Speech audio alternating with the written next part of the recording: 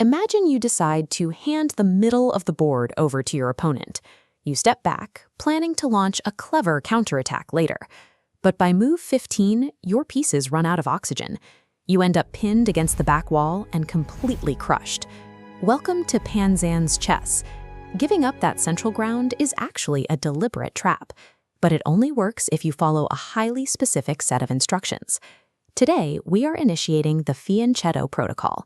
This is your operational blueprint for taking control of the game without ever actually standing in the middle of it.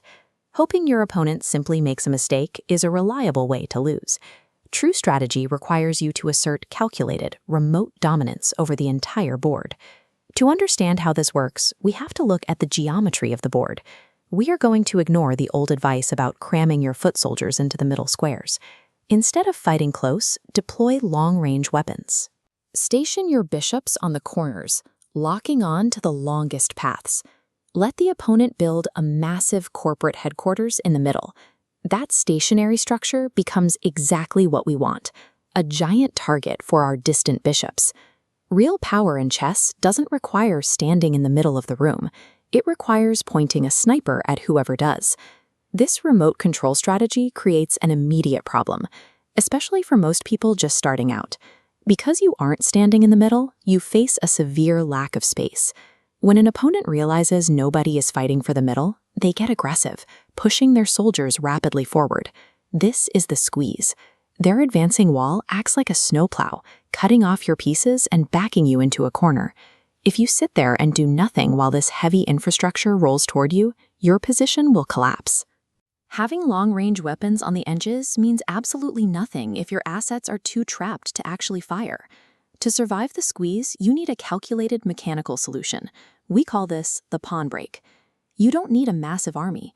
You push a single side pawn forward at the exact right moment to collide with the edge of their formation.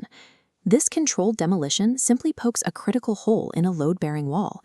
That single disruption forces the opponent to deal with the damage. It stops their forward momentum cold and gives your pieces room to breathe. A perfectly timed pawn break turns a suffocating cage right back into an open hunting ground for your bishops. Now that you have managed the space deficit, we move to the final operational stage. It is time for the counterstrike.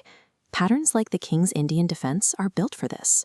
You huddle your pieces together in a tight, protective shell, turning your entire side of the board into a compressed coil that is ready to spring.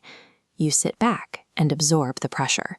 Eventually, the opponent pushes too far. Their resources stretch out and lose their protective support. Because their foundation was overextended and poorly supported, it violently snaps. The tension releases, and their entire center crumbles. With the middle suddenly empty, the payoff arrives. Your bishops now slice through every open lane, controlling the board from the corners. Stepping back was the most aggressive move you could have made. You let your opponent spend everything on a middle ground that you've now turned into a graveyard. This protocol relies on 3 steps. Deploy your long-range weapons to the corners, actively break up their structure to manage the space deficit, and wait for that spring-loaded strike. Pulling off this blueprint takes a lot of patience, and it demands clinical precision. Make sure you are subscribed so you don't miss tomorrow's daily PenzanceChess audit. Chess mastery isn't about claiming the most real estate first. It's about tearing it down exactly when you decide to.